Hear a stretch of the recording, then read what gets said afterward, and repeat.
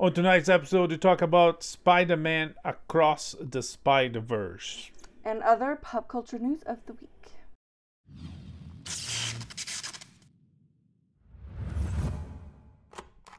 So tonight we saw the long-awaited sequel of Into the Spider-Verse. I mean, between the first one and the second one, they only announced the second one. The second one, what, last year? I guess so. That feels like a while ago. Yeah. Anyways, the much anticipated, is that better? Sure. Yeah. Okay, so let's just start that over. Tonight we saw the much anticipated sequel to Into the Spider-Verse, Across the Spider-Verse, and it delivered. Yes, it pays off. It's as good as the first one.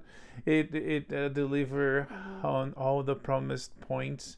With some, it has some of the same problems, but it has some like high points. It delivers the same way, but it has some stuff that improves more. It builds a trilogy. There wasn't a trilogy. It wasn't supposed to be a trilogy in the beginning, but this one definitely connects the first one to a third one in a very successful way. Yeah, I feel like on the whole they did a great job of embiggening the story, like expanding quite a bit while holding on to like so many of those things that were so great about the first one. Miles' relationship with his family, this spectacular animation style. Yeah. Some obvious and like very loving, affectionate homages and tributes to the source material. Like just really, really, really good stuff. Yeah. And there is a sequel coming, Beyond the Spider-Verse, and that's March 29th of next year. Yeah, there's no post-credit scenes.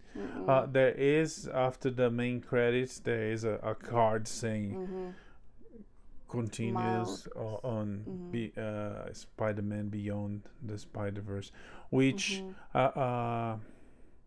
was expected. They announced there would be two movies. It was announced to be part 1 and part 2, and then they decided to name them differently. It ends on a cliffhanger as we expected.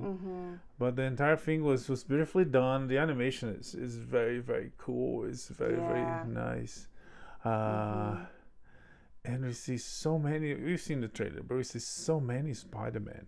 So many. It's there's some surprises there.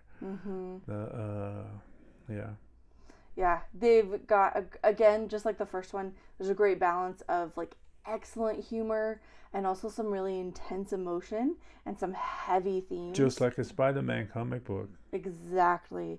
We really get into some of the tragedy that goes into making a spider person, I guess, a spider person.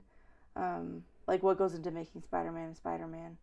And like we saw in No Way Home, like it's a lot of the tragedy and the pain that makes him who he is, and they get into some of that with this. It's back to the powers, responsibilities, choices, sacrifice. In the books there was always like that, and and the movie uses that very well.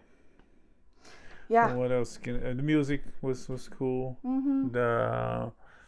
The main characters, as anyone can see on the trailer, remains Miles Morales and Gwen Stacey, Spider-Gwen, which she actually doesn't go by Spider-Gwen on this series. She goes by Spider-Woman. Yeah.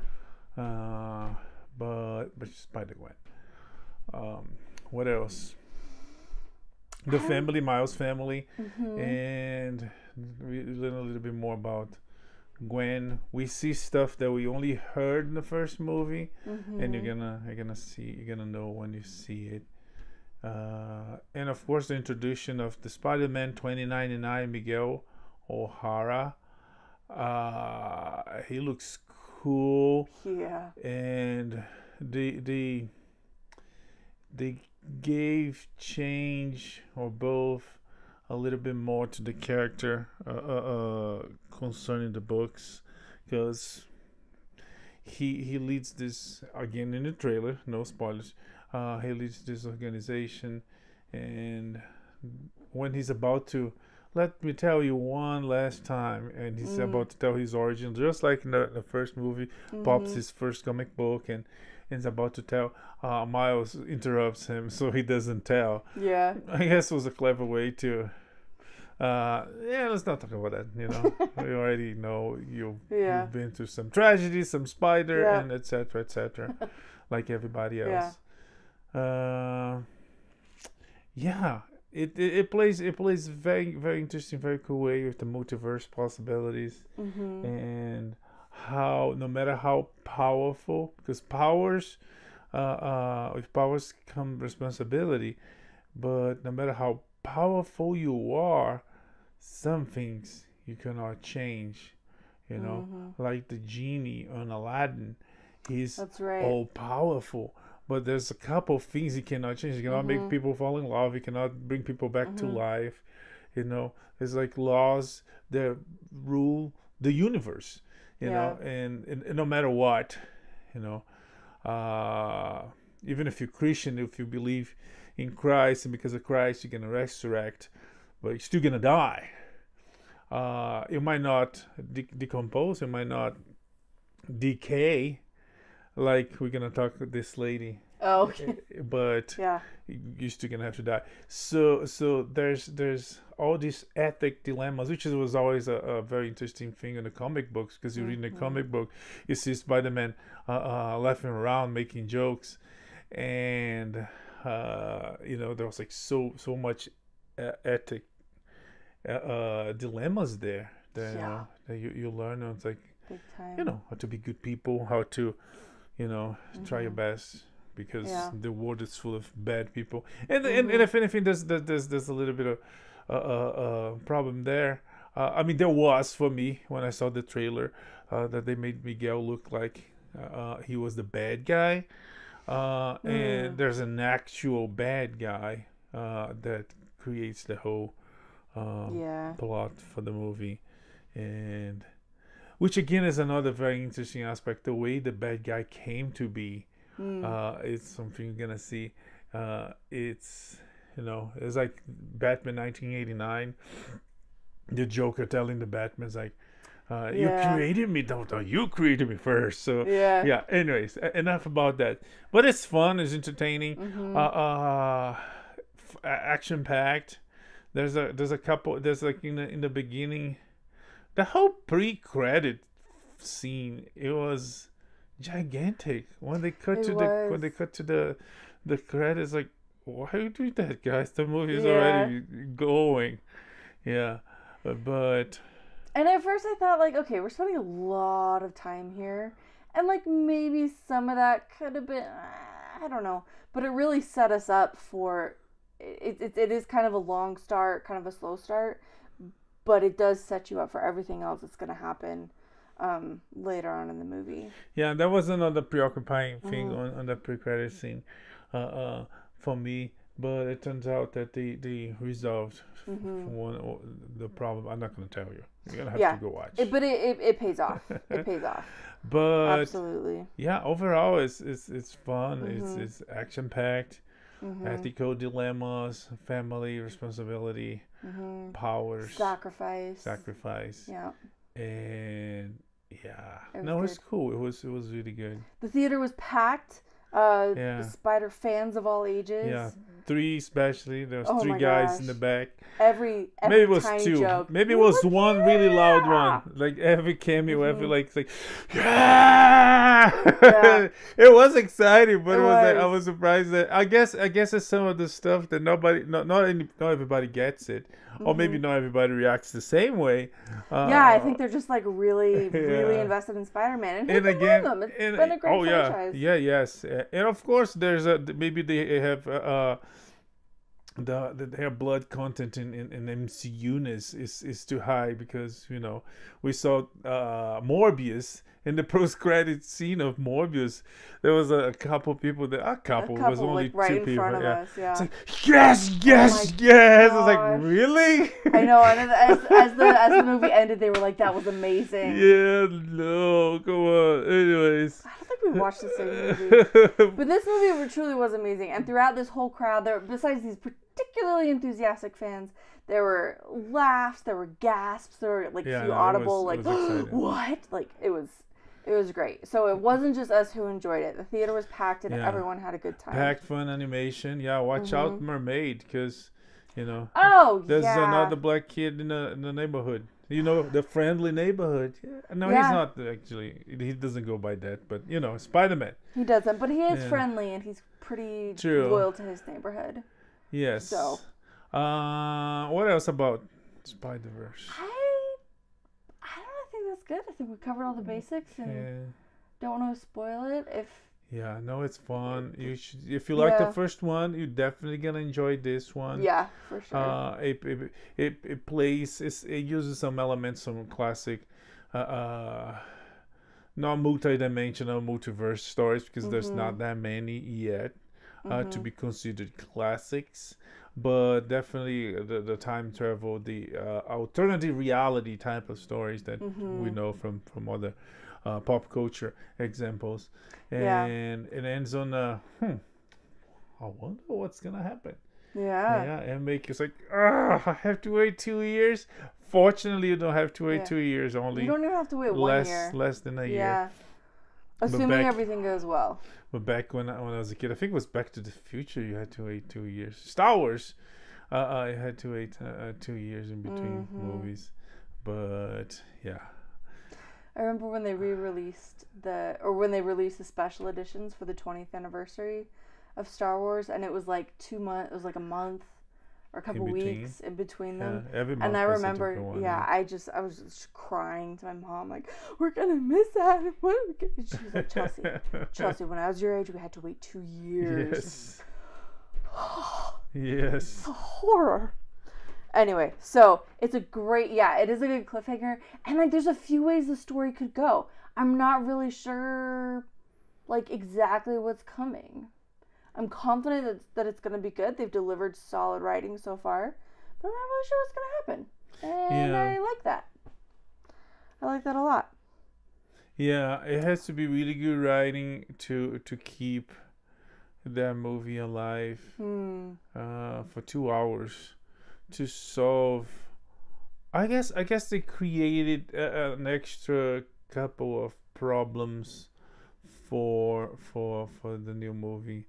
So I guess they fix one and they fix the other one and fix the other one. So that will help the movie going, because the main problem, if it was only 2 hours, it would be really tough to develop around one problem. I guess because it created more problems, it's gonna work fine. And it's good stuff. Well worth checking out. Definitely worth seeing in the theater. Spider-Man Across the Spiderverse is available in theaters everywhere. You can check on IMAX.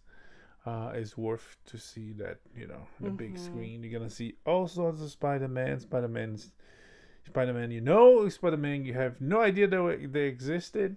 And this will be fun to stream because we can pause all those scenes where there's just like a bajillion. Oh, they even put the name in the earth. They do, yeah. It'll be fun to like pause on those scenes, like the wide cuts, like we saw in the trailer, where there's just like 100 Spider-Man all over, just to pause it and see who we can spot. And there's a lot of detail packed in there. Anyway. Theater, go see it now. You will not regret it because it's great. You also saw the end. I mean, I guess Across the Universe wasn't the end, was the middle of the story. But we also saw the end of a couple shows. I mean, a couple shows. Barry has its last episode of the show on HBO Max. Now just it's Max. Yeah. And it was very interesting. It was interesting. I have mixed feelings about the show because, like, whenever he turned it on, I'm like, oh, I don't want to watch this. This is so depressing. But a few minutes into the episode, I always end up super invested. So yeah, it is like a bummer. By the end, it's sad. But I was very satisfied with the last episode. I thought they did well. Yeah. Without spoiling, I don't know what else I can say. Yeah, no, it was good. It was a very interesting ending, and yeah, let's keep it like that. Okay. You should check it. The entire show, it's a fun ride. It's there's like super comedic moments, and there's some super dark, tragic moments. Yeah. And definitely some like ruthless stabs at Hollywood and the way Hollywood functions. Yeah. Which was entertaining. But yeah, overall, like, I feel like a very satisfying, fitting ending to that particular story. There's a whole life imitates art, art imitates life. They play throughout the entire show, and it ends using that very well. Will Hader, is that Bill Hader? Bill Hader. Bill Hader, one of the creators of the show, directed this final episode. And yeah, I should check it out. On Max. Yeah, he did great. The other one was one that had ups, it had some downs, and it ended on an up. Even though everybody is, not everybody, but a lot, you see a lot everywhere. It's like, oh, the series finale, the end of the season. No, sorry, I said series. Yeah. No, the season. A lot of people are calling it a season finale. Season finale, the end of the season, the last episode of the season. But if you watch, it's the series finale. And it was announced that there would be a series finale months ago. And they tie all the knots. They We're talking about Ted Lasso on Apple yes. TV Plus, by the way. Yeah. And the cast was striking. It was in the, what's it called? The pitch? The strike. What they go strike? Yeah. Pitch? Picketing.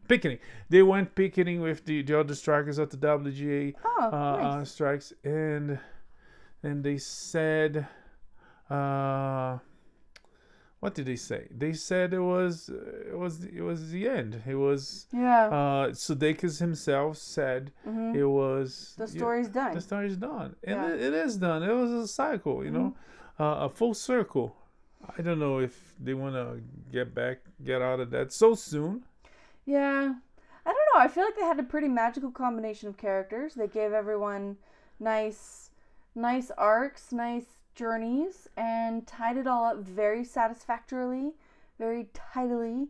And yeah, it's the end, and it's okay to let it be the end. Yeah. Because I think in this season, although I enjoyed this season, I think we saw like the beginning of the end. Like, we're done with ideas. Oh yeah, and some things they even in some subplots of the show they even hushed.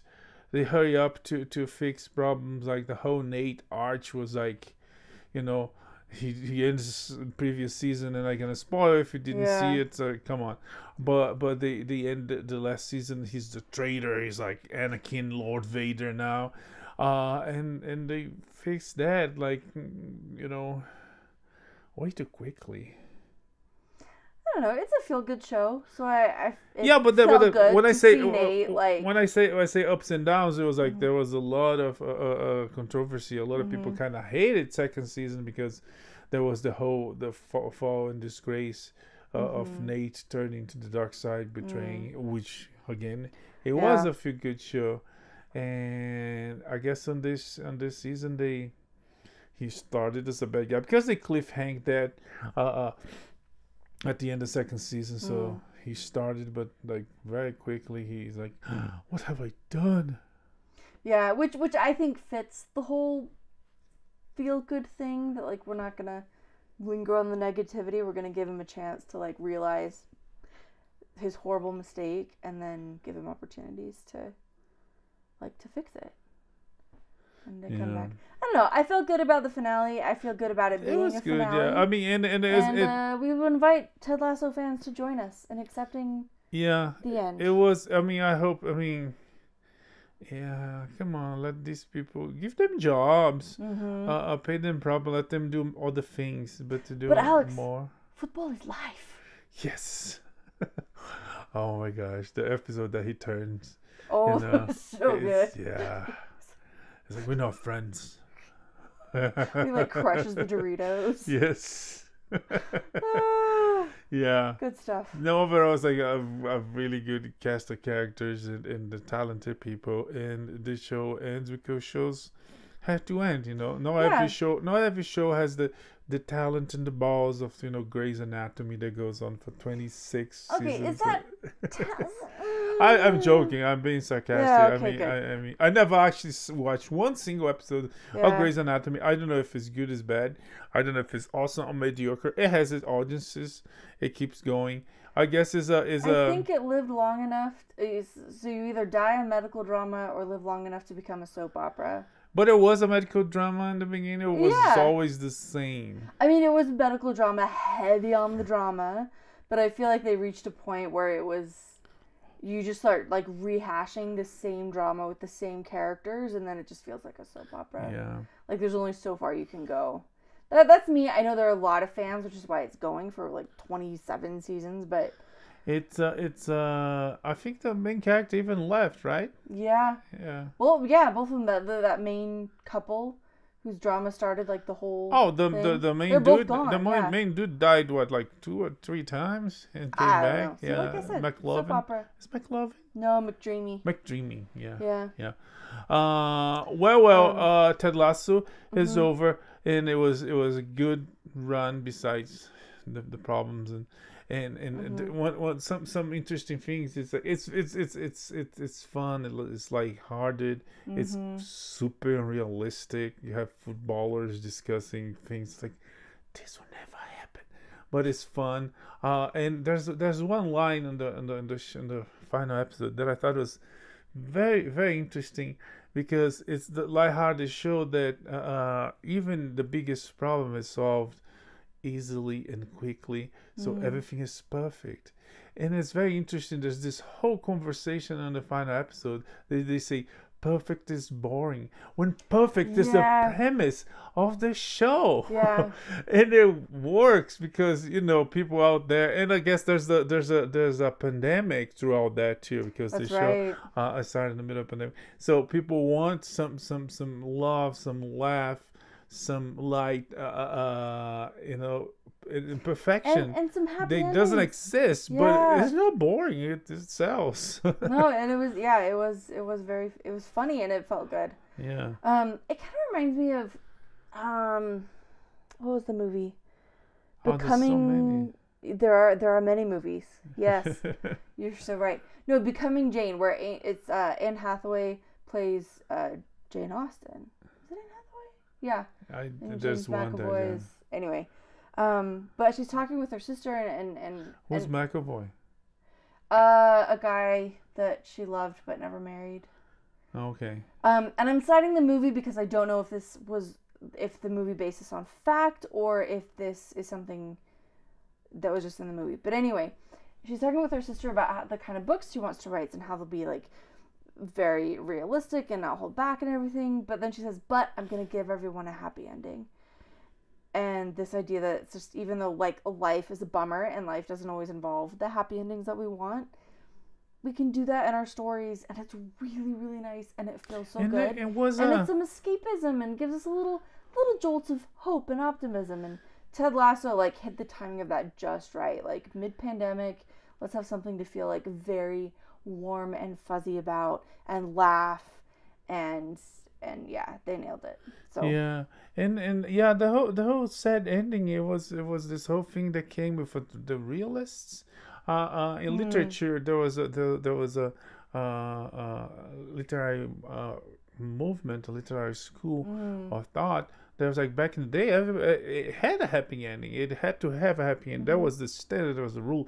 But then they come this group of authors that start diverging from that, starts corrupting things in a way that it works, but everybody starts going for the sad ending. And then we came to modernity, post-modernity. Then we have both. And sometimes it works when there's a happy ending. Sometimes it doesn't. Sometimes it works with a sad ending. Sometimes it doesn't. Yeah. It's relative. It depends on the story, and I think also the point of the story. Like, is this escapism? Is this like a morality tale, or is it like Hamlet? Like, oh man, that is not a happy ending. But the sequel has a happy ending, right? Oh, does it? Yeah. Oh, okay. Hamlet 2. Hamlet 2? Yeah. Starring who? Because at the end of that play, everyone is dead except for like an ambassador and Horatio. Yeah. And everybody else is dead. Like, it's... Anyway, or like Romeo and Juliet. Sequel. You don't remember the movie Hamlet 2? It's about time travel. Yeah. Oh, okay. Well, anyway. The point is, I'm not saying that like everything should have a happy ending. Not everything should, but there's a time and a place for it, and it's really nice when it works out. Yeah, it's relative. We were watching The Wizard of Oz today, and I was thinking of the girls, because they see the same actors and they're smart enough to say, "Hey, the Scarecrow is this guy, the Tin Man is this guy," and they were talking about who's the aunt and the uncle, which for me is irrelevant, because I think. The fairy, not the fairy, because in Portuguese they call it fairy. The witch, what they call it? No, I think that's the discrepancy, because they call everybody witch, but I think the one they call. Anyways, I don't remember. It's been forever since I saw in Portuguese. But the witch, has Glenda. Yeah, the good witch. Glenda. I always thought that she's Dorothy's mother. You know. Oh. Because she's thought. the one that is helping her, and you know, she sees her friends, and she doesn't see the uncles, the uncle and the aunt for a reason, because you know, it's her process of growing as a character, as a person. But her mother, that is gone for some reason. We don't see a counterpart in the real life, because the mother is gone, and the Glenda would be the mother. That's really beautiful. Yeah. I like that. Because the Wicked Witch of the West has a counterpart. Yes. Everybody else. Yeah. Oh, I like that. That's good. I'll accept but that anyways, as headcanon. we done with Ted Lasso? Yeah, done with Barry. So let's talk about The Diplomat. The Diplomat, this Netflix show that I honestly came for Kerri Russell. But that guy is always a delight to see him. Rufus Sewell? Yeah. Yeah. he's really good on this show. He is. He is always slightly typecast. Yeah. But he's really good Oh, at is it. he? Maybe he's Okay, just well, like that. So far. Far. No. I mean, maybe he's not acting. Maybe he's just like that. Well, that would be typecasting, though, right? Like, That's true. That's we true. need a guy where you're just not sure. Do you love him? Do you hate him? Can you trust him or not? That's true. That's Rufus Sewell. He's your guy because he's really good at it. But the show is good. It has some, I don't know, some kind of soapy moments. It's like it gets into the spy, political, international conspiracy stuff. But that whole thing goes really slowly because of the whole soapy romantic relationships and perspective of romance and sex. Overall, you know how much romance there is? There's not a lot of sex. What? Oh, I mean, given the amount of romantic drama. Well, I mean, and relationship the couple constantly had sex. They only showed twice. That's what I'm saying. Like, we're not seeing a lot. Oh yeah, you know, I was reading an article about that and how Hollywood is going anti horny. And that's my term. But to the point that, you know, sex and sex scenes, exploitive or not, are becoming a thing of the past. Yeah. I am really okay with that. Yeah. That's not a bad thing. But it's at the same time that you don't want to, you know, overexpose and do too much. When there's nothing, it's like unrealistic. You know, unless you're making movies for kids, you know, like Star Wars doesn't have. We know Anakin lightsaber Amidala. That's why they have babies. But that's what I'm saying. Like you can imply it. You can show. You can tell us what happened without like showing every detail explicitly. Yeah, I'm not. That's what I'm saying. You don't have to show that at all. And, like naked, sweaty people romping in the bed. But even it's like the cuts are like one could claim that it didn't happen. You know. And that's and that's not me. It's a people that study that's like noticing that, yeah, you know, like smoking in a movie now or on a TV show, it's like it's almost impossible to see. When you do it, it's like the person is probably really bad, you know, because it's banned in a what do I say in a invisible ban. It's like nobody banned, but nobody does it. Oh yeah. Even though it's uber realistic, there's still a lot of people that are not saying you should or I would, but people smoke in real life. But you know that disappeared, so they say that sex is disappearing from movies and TV shows. But anyways, back to the Diplomat. Yeah, it was fun. Conspiracies and politicals and international relations. Is this tough woman? If anything, it was good because she's tough and competent, and her husband is not an idiot, which is it's current right now. A lot of shows. Yeah. They when to have a strong female character, they have to have an idiot male character. Instead of strengthening the women, they just like cut off the men at the knees. This one they manage. Yeah, in this case, he's very smart and so smart that we always question how far goes his plans and you know. Yeah. What's he's behind of and what he's not, and we find out about some in the show.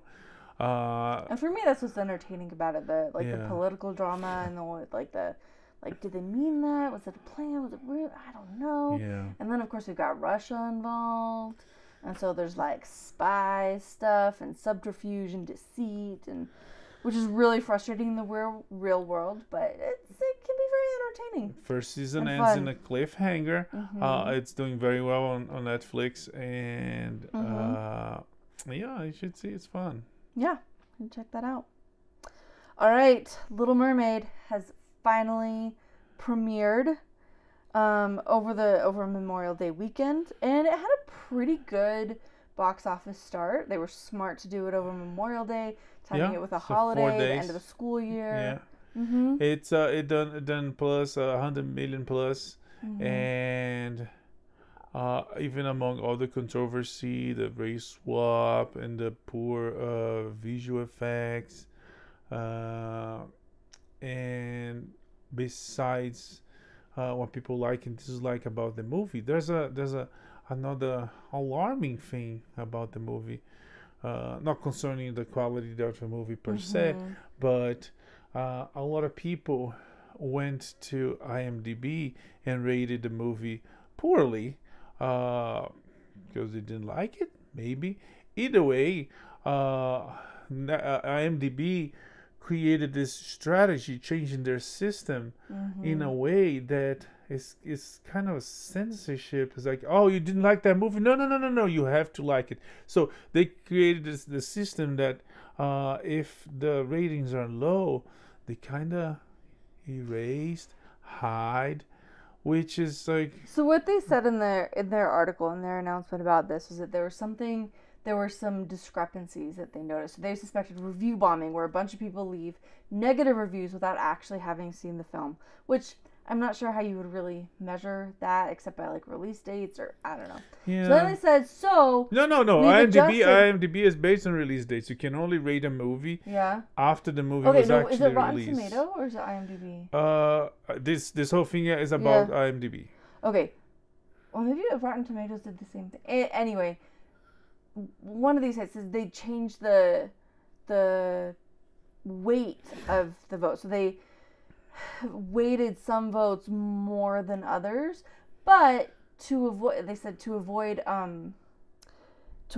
people messing with the system, they weren't going to explain the system. Yeah, which to me sounds like super sketch, and especially too when you like I've been hearing reviews from people who are very excited about it. It's just kind of lackluster. Like, it was fun. There are a lot of little girls who are just like very, very, very happy to see this live action mermaid who looks like them, and like that's great. But overall, pretty much everyone is kind of getting the same feedback that the other remakes yeah. have had. Where it's like, well, like that was fine, but it's like you have to like it, or you're a bad person. And in this case, this corporation IMDb is masquerading, masquerading or masking? Masquerading. No, masking is masquerading means they're pretending to do something else. Masking means they're hiding something. Oh, okay. So both, they're doing both. And it's funny because when a movie that is crap, by all measures it's crap, but it gets like great ratings, nobody accuses anybody of, you know, doing the same, of pumping the numbers, of using bots. Because come on, if one side the other side can too. But no. We like this movie. You have to like it. And you know, so yeah, they did this whole thing, which is tarnishing, you know, the whatever left of good reputation, if there's the case the movie has or might have. But anyways, what else? Okay, another debut this week was Arnold Schwarzenegger's new Netflix series, Fubar. We just saw the 1/3 of the first episode. Yeah. It's Arnold. It looks fun. He's a CIA agent about to retire, and something's gonna happen. But is he gonna retire? Yeah. Anyways, it looks fun. It looks good. It's good to see Arnold, even though it's TV. I don't think he ever did TV. But it debuted really well on Netflix, being the top spot, right along with Diplomat, and more than that, The Mother. The Jennifer Lopez. Yeah. Okay. Quick one about Jennifer Lopez. Her movie was interrupted. They were shooting the movie. Yep. And it was interrupted because of the strike. Because of the strike. This is a movie called Unstoppable. Yes. And they had to stop filming. Yeah, and the strikers went there picketing. Yeah. Oh, and Marvel's Thunderbolts also had to stop production. Yes. Because of the writers' strike. Even though they already had the script, the movie is already ready to go. They're working. The DGA it seems to gonna settle an agreement, their contract with the studios, with the AMCPA. But the WGA said that doesn't mean anything. That's not gonna affect us. Interesting. There's the time of divide and conquer. It's like we're not gonna stop because they got the deal. But anyways, more to come. The strike goes on. Yeah. Okay, we shall see. All right, so Across the Spider-Verse obviously is getting a sequel, but Paramount's Dungeons and Dragons, Honor Among Thieves. Oh, that was so sad. Yeah, and I'm honestly really surprised by this. Yeah. It didn't do quite well enough with box office returns to get a sequel. Yeah. Which, like, not everything has to have a sequel, but given... I really hope this was going to do well enough for Hollywood to just be so desperate to make another one, because I really liked it.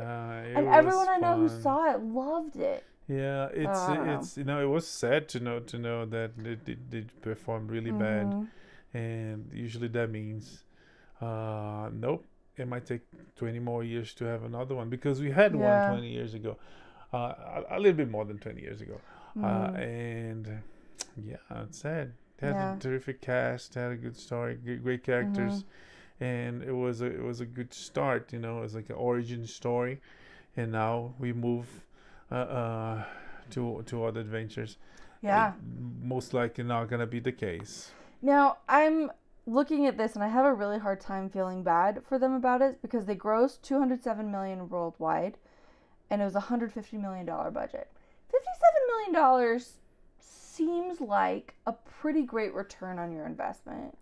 Yeah, it's not like that, because when they give you the number, how much was the cost? $150. 150. Excuse me. The budget numbers are not quite exact. because there's other parts of the budget that are not actually included on how much the movie costs, and then there's publicity, and there's the tour. There's like, anyways, and also the returns. It's how much the movie makes, but part of that stays with the theater owners. What goes back to the studio is not necessarily. So the math is more complicated than, you know. Okay. So yeah, Well, it's still. losing money as sequels, remakes, reboots. Oh, remakes. Oh, that's one of the critics to the Little Mermaid is that besides some slightly changes on race and also on the story and the lyrics and the terrible Aquafina song that apparently is really bad. I only heard part of it, and like I have to say, I'm a fan of Lin-Manuel Miranda. I'm a fan of Aquafina, but this was not good. Yeah. It wasn't great for either of them. He Although I will say, I feel like overdid. she performed what she was given. He did too hard, you know, It wasn't. because he was able to make The Rock sings, and he thought, I can make anyone sings. No. This is not a song that should have been written. Anyways. Scuttle is an annoying seagull. Yeah, he shouldn't have a song anyways. Yeah, and this song is like, okay, annoying seagull, great. And he wrote a very annoying song for a very annoying seagull. That's not But yeah, anybody wants to hear. one of the problems is considering that the song and the story for Skogel is the movie is too long. The original is 90 minutes, 87 minutes.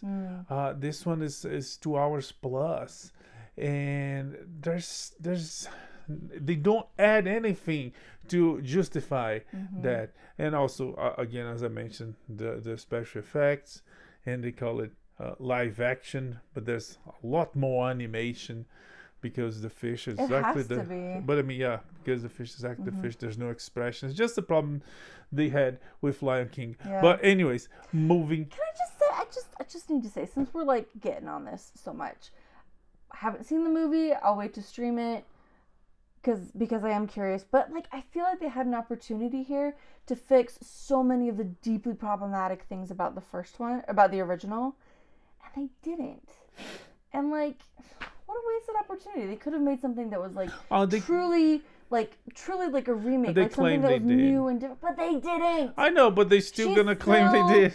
Sells her soul to the sea witch because she saw this guy this one Oh, time. that's one thing I'm and curious. like they could have changed it. She could have like there. That's one thing I'm curious. So Ursula, at the end of the movie, she becomes a pretty lady to goes to seduce Eric. I wonder if they do that on this movie. They and I wonder do. who would they pick to be Melissa McCarthy.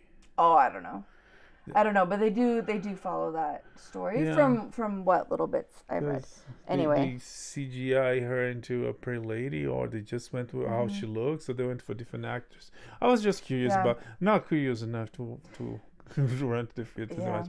Anyways, but I will say one thing that I have heard consistently, and I would agree with this based on from clips and songs that I've heard. Halle Bailey did an incredible job. Her takes on the songs, her voice, everything else. Like, she did great. She has nothing to do with what's wrong with this movie. It's just a meh remake and a money grab. And anyway, that's all. Yeah, but you have to like it. If you don't like it, IMDb is gonna erase you. Yeah. Anyway. Censorship. Anyways. All right. So going off more on sequels, reboots, spin-offs, all the rest. Dwayne Johnson is gonna be in a new Fast and Furious spin-off. Yes, and the spin-off is supposed to take place between Fast X and Fast X 2. So it's going to fill the gaps. It's going to be in between. And we did see, or did we, him or maybe someone else on a post-credit scene of Fast X. Yep. Okay, Sony is still trying to make Spider-Man villain movies. Yes, this time Madame Web with Dakota Johnson. Sydney Sweeney, who's gonna be Spider-Woman. I wonder if she's gonna be. I don't think it's gonna be Jessica Drew, who is more like Latina brunette look, maybe even Asian, not black like they did in Spider-Verse, but she looks a lot like one Spider-Woman. I can show you. You're gonna agree with me. There's who else? They announced a lot of people. I think what's his bucket? I don't remember. Adam from Parks and Recs. He's the boyfriend. Oh, Scott. Adam yeah, Scott. Adam Scott. Yeah, I think it's gonna be Peter Parker. But anyways, What? yeah. But anyways, on this one, they announced it's gonna be a Terminator kind of thing. Going to the past to change. To kill Mary so that Peter's never born. Yeah. Speaking of Terminator, James Cameron's doing a new one. Why? The last one wasn't good. And the one before wasn't good. To be honest, I really like Salvation. I thought Salvation was like, okay, moving on from trying to save the future. Let's save the future going to the past. Let's save the future in the future. It's war. Let's go to war. And then they use Matt Smith and to be the Machine and John Connor on Genesis. And then there was a reboot. And then there was the Brad Sark on the back. And yeah, so. But he makes a lot of money with his Avatar movies. He can do whatever he wants. And, he can, and I just wish that. And some people are not smart. They not even make him pay for it because he could. He makes so much money. He could make whatever movie he wants, paying for everything, exactly everything. But nah, they're still gonna pay him. Anyways, well. All right. So the Flash is still to come out, but they're already talking about whether or not a sequel would go ahead. And what are they saying about that? But yeah, the abuser, aggressor, harasser, kidnapper, Ezra Miller might come back for a sequel because according to the director, there's no Flash without him. Well, there's no Flash sequel. Yes. Without him. So no one is irreplaceable. Apparently, Ezra Miller is irreplaceable. But anyways, well, as good as the movie is, it's like responsibility, power, all the things he does in the movie in real life is like fake. Oh, he makes his money. Like Danny Masterson was just sentenced. He was charged with rape and he was sentenced to guilty. On the second trial, you do something wrong in life, you have to pay. But anyways. Unless you're a really good actor. And we know that Ezra Miller is because of what we see on screen is so unlike what we see in the news. What we see in the news is just like sad and disappointing. And then I see Ezra Miller on screen as the Flash, and I'm just like, I love this kid so much. Yeah. And but that's acting, man. That's the thing. That's why the like Me Too and other type of movements like it is like extra sad because this whole thing was a thing in Hollywood in the past, but it's in the present, and it seems like it's still gonna be in the future because it things like that that don't change and so what's sad about Me Too is that it didn't like meaningfully change anything. No, I mean it's sad that it happened. It's sad that it happens and it's still gonna happen. Are you sad that Me Too happened, or are you sad no sad harassment? that the bad stuff that Hollywood does it's the movements, Me Too and other type of movements. What's his book? The guy from Goonies. He's been saying that for decades. Was it Corey Feldman? Corey Feldman. Yeah. And comes someone with money and power, and it's like, you take one Weinstein down, but it's like comes 3 others to take his place. Unfortunately. Yeah. No, it is really sad. Okay. Well. On a totally different look, Martin Scorsese apparently got to meet with Pope Francis. Yes. So, Italian much? Yes. And he said he's gonna make a movie about Jesus. So. Yeah. Are you talking to me? Are you talking to me? I'm the life of... I'm the life and the light. Yeah. No, hopefully it's not going to be anything like that. But we'll he's talented. His movie is The Killers of the Flower Moon. I think that's what it's called. Yes. Is getting all the praise. And, I'm really looking forward to that. Getting really high scores everywhere. Cool. Okay, in the meantime, Sam Raimi is in final talks to direct Avengers Secret Wars. So Secret Wars lost its director. Marvel, Disney always comes with damage control plans, and there's because of the strike. Yeah, the strike is the blame. The blame. That's just the convenient thing that happened. Now. Like when you're already late for work, but fortunately there's bad traffic. Yeah. Like the traffic's not why you were late, but it sounds a lot better than I didn't want to get out of bed. So. Yeah. That's what I feel like is happening here. So they lost this director, and is getting Sam Raimi maybe, and Sam Raimi is really good with a good script. You know, some people that didn't like Doctor Strange in the Multiverse of Madness still loved what Sam Raimi did and blame all the problems on the script, which was. But anyways. Okay. All right, now another little assortment of news bits to wrap up the show this week. Fox News had to pay a massive settlement to Dominion, but was it enough? The company is still going bankrupt, which makes no sense because from Fox only they got $870 million, almost $1 billion. Now, one of the biggest, if not the biggest, settlement in the industry history. And the company's still going down. I don't know. It feels like someone's gonna pocket a lot of that money, and I'm sorry, you're gonna have to close. It is. Yeah. It's just ridiculous. Oh well. And in the meantime, New York City, the Big Apple, might be too big. Yeah, Babylon is sinking under the sea. The buildings are making the city sink, and. You know, it grows. Everything that grows too fast, out of control. And I'm even talking about the problems that grow there. But I mean, anything that grows physically without control, without planning, it's doomed to fail. And they're going through problems like that there. Yeah. So good luck to New York City dealing with all of that.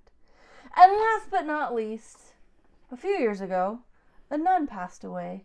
Oh, that's sad. It is. And recently, though, the area where she was buried, I guess, is undergoing some kind of renovation, repairs or something. And so numerous bodies needed to be exhumed and moved around. And they discovered something very unique about this nun's remains.